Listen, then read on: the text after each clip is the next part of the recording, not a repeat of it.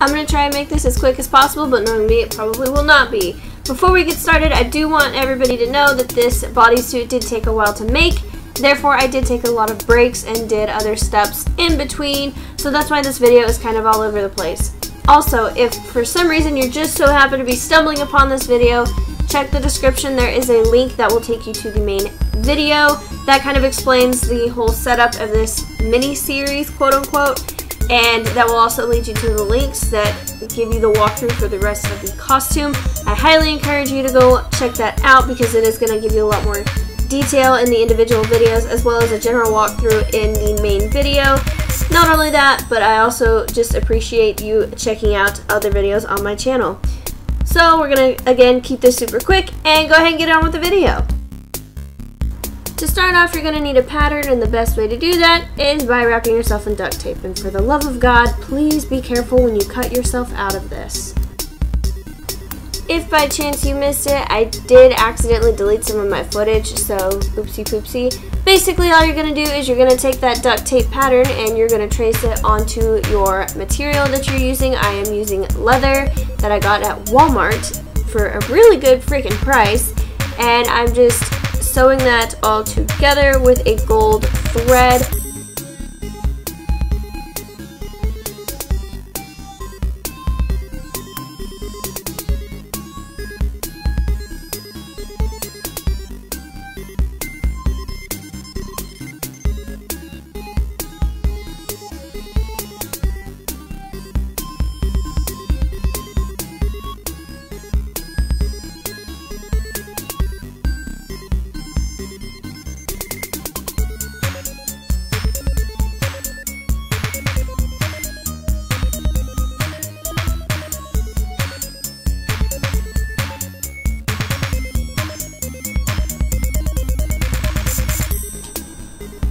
As you can see in some of these clips, I am using safety pins as opposed to your typical push pins. I did find that these held a little bit better. This is what I typically use to sew with anyway, but seems how I was using a different type of material that I've never worked with, aka leather. I did find that this helped out immensely. Since I am just starting out, I did decide to take a few shortcuts. One of the things that I did to take a shortcut, the footage got lost in the void, so there's that. But what I did was I just took an old bra that I had that was worn out and cut it apart, so please don't use your good undergarments for this. I did cut it apart and covered it with leather and then sewed that by hand to the bodysuit, which I will give an update on now. So I just wanted to check in, and this is basically how my day is going today. I got to sewing.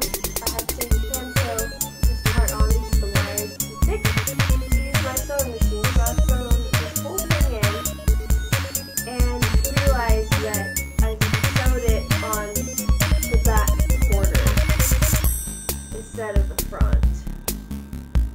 And now this wouldn't be horrible to have a zipper up the front if it weren't for the fact that this is perfectly shaped to my body for the zipper to be on the back, and it can't be changed. So we love that. So in order to fix this, I had to go through and pop all of those seams and sew the padding onto the front instead of the back like it was supposed to be. But again, this is something that I've just started on, so I am making a lot of mistakes, such as the one that you are seeing here. Let me make the mistakes for you if you are just starting out.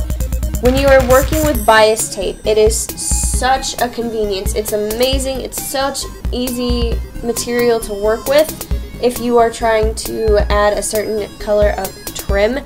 It is fantastic. However, as you can see here, I am trying to sew it all down at once, but any tutorial or video or how-to that you will see will have you sew it down on one side and then fold it over and sew it all the way down.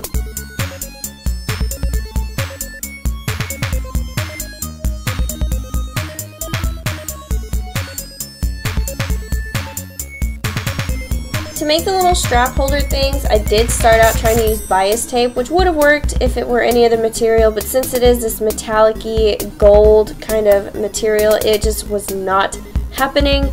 So I ended up using just black cotton fabric and sewing that to the inside of the bra pads as well as the inside of the back so that I can hook on some clear straps.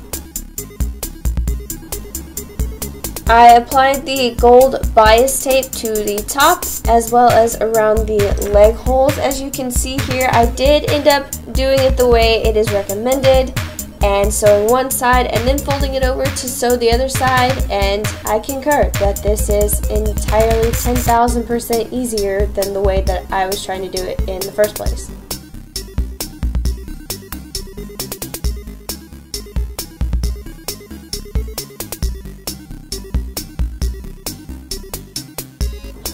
Sorry if you can hear Bindi purring, she needed attention, so she's in my lap.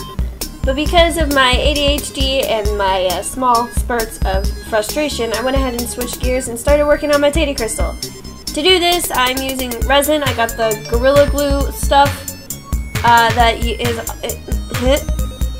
the Gorilla Glue Epoxy that you just press the little plunger thingy and it mixes it together. And even though they say don't do it, I tried to question them and do it anyway, and I went ahead and tried to dye this with food coloring, and yeah guys, don't do it. Why did I feel the need to put 2 shots of everything in here? I don't really know, but enjoy that. Oh yeah, make sure you get the clear epoxy, which is funny because I did get clear epoxy obviously and it still turned green. But I'm going to mix it in these little Dixie cups, and then that way I can make sure that the dye is all the way through, and then I'm going to dump it in this little domer bulber thingy.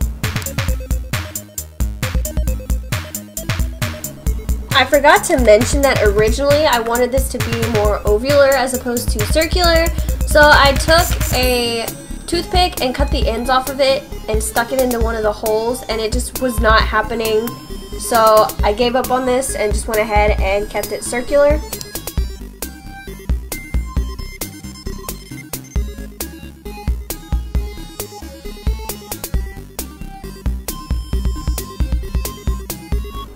I ended up using the entire tube of the epoxy resin mix just to be sure that I had enough to fill up the circular little doodad things as much as I wanted to. That way if I had any left over, you know, it's better to have too much than to have not enough. So,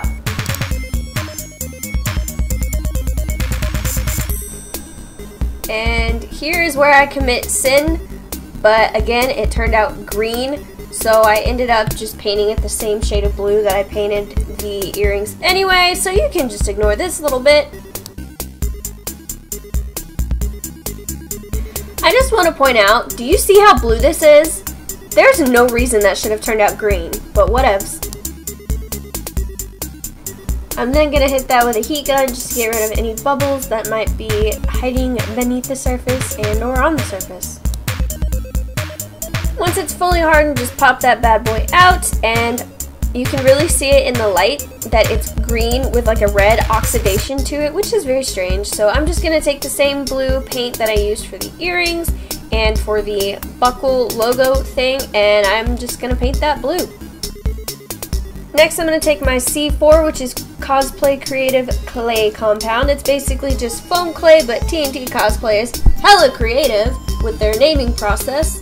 I'm going to struggle to open that guy and then just take a piece of foam clay and ball it up, and then I'm going to take my little crystal piece and press it into the sphere so that it creates the little border things around it.